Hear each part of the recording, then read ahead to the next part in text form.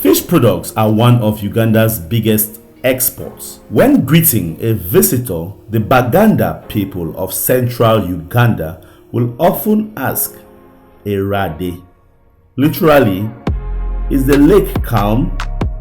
It is an understandable choice of metaphor. The vast body of water that the Baganda know as Nalubale and English speakers call Lake Victoria can become treacherous in sudden storms. The processors in Uganda that export fish from the lake have also experienced turbulence ranging from market swings to climatic fluctuations and environmental pressure.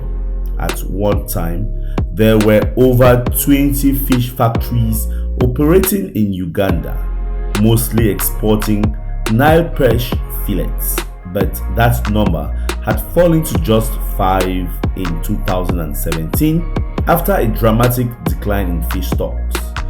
There has been a recovery since, spurred partly by the harsh enforcement of fishing regulations, and 12 processing companies are now in operation.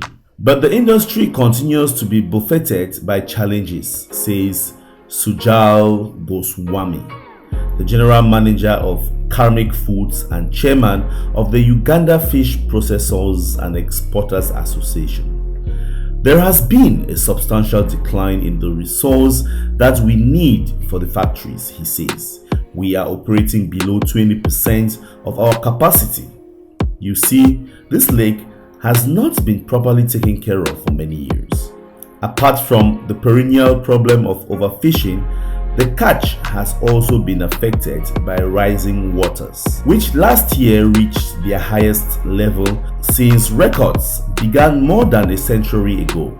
Usually, deep waters have disrupted fishing practices and may have also contributed to the mysterious die-off of Nile perch this year, an occasional phenomenon which Baganda fishermen call kaliro, believed to result from deoxygenation. Then there is COVID-19. The virus created logistical challenges and reduced demand in major export markets such as Spain and Italy, says Goswami.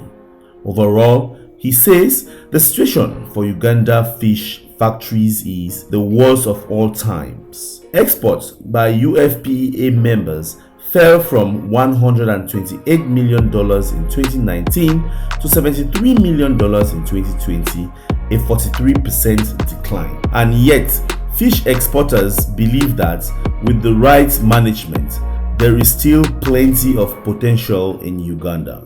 Fish factories employ over 5,600 permanent workers.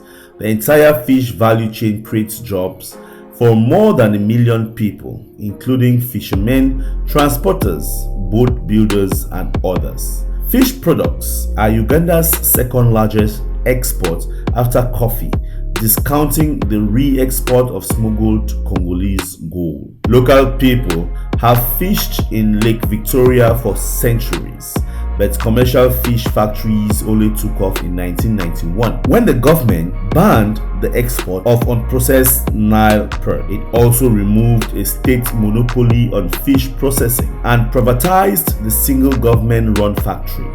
Foreign firms, many of them Indian-owned, started to set up shops. The early years were not plain sailing. In the late 1990s, the EU thrice imposed bans on Ugandan's fish exports due to concerns about salmonella, cholera, and the use of poisons. This was a big lesson for us as a country to understand and appreciate the role of standards in meeting market access, says Paul Omani, Assistant Commissioner at the Directorate of Fisheries Resources in the Ministry of Agriculture. The fish factories and the government strengthened testing system with support from the EU. A Belgian company called Chemifer was invited to set up a standards laboratory in Kampala. Between 2000 and 2006, the value of fish exports rose sevenfold. But soaring sales created another problem: overfishing. The fish processors are not allowed to operate trawlers on the lake, so the entire catch comes from artisanal fishermen in small wooden boats.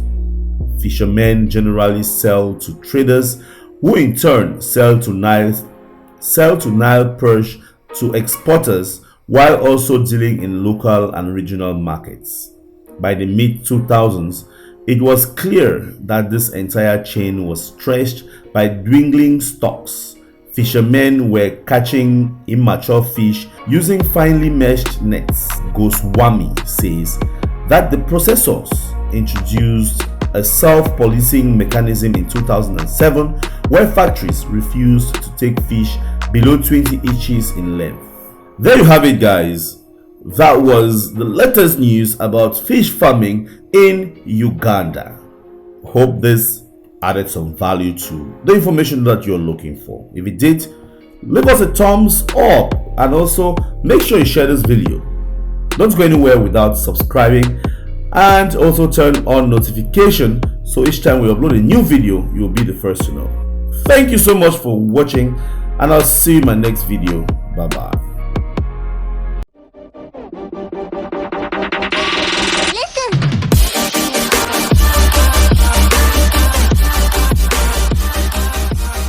Africa's private equity industry in serious stress. Africa's private equity industry has been partly shielded by the impact of COVID-19 due to the continent's relative lack of cases, the dominance of development finance institutions, and its prior exposure to crisis. But partners fear that the pandemic impacts on exits, according to a report. The COVID-19 response report by the Oxford Business Group and the African Private Equity and Venture Capital Association found that the Africa-focused industry raised $1.1 billion in funds and arranged 81 private equity deals totaling $700 million in the first half of the year, with financials, IT, and consumer discretionary accounting for 49% of deals by volume. The pandemic sparked renewed interest in education and healthcare. The latter accounted for the largest share of deals by value at 24%. The AVCA says that the prominent role of development finance institutions, DFIs, in Africa's private equity industry offered resilience, with some DFIs introducing strategies to shield their investments from the pandemic, and most investments already armed with strict environmental, social, and governance criteria. Other DFIs have pooled their expertise into working groups to respond to the crisis. Furthermore, the AVCA says that African fund managers were better able to provide support and enable continuity at portfolio companies, having already dealt with challenges in Africa, including shorter supply chains, more debts, and less inventory. This built-in preparedness ensured that many portfolio companies were able to absorb some of the initial shocks in global supply chain and local demand, says the report. Nevertheless, the pandemic has exposed some of the African private equity industry's inherent weaknesses. Weak exit environments, political risk, and currency fluctuations have all been exacerbated by the pandemic, and African governments are unlikely to offer financial assistance to distressed companies. The uncertainty has led fund managers in sub-Saharan Africa to close their funds at smaller sizes during the pandemic, with some anticipating an reduction in capital inflows, particularly from European commercial investors and Asian institutional investors.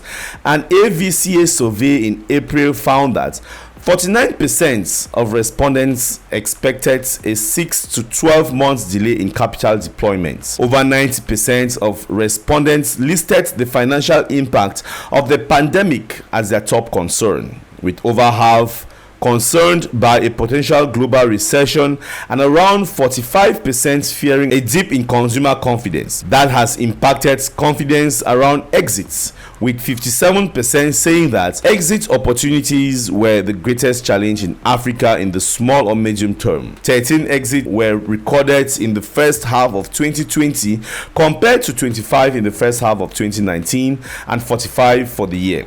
Exits are further complicated by travel restrictions, which are impeding the ability of investors to carry out due diligence, says AVCA. Nevertheless, several high-profile exits have been concluded this year, including the $288 million acquisition of payment company DPO Group by Dubai-based Network International in July, and the $500 million acquisition of remittances firm Sendwave by World Remit in August, suggesting that investors retain faith in the longer-term potential of compelling Africa-focused companies.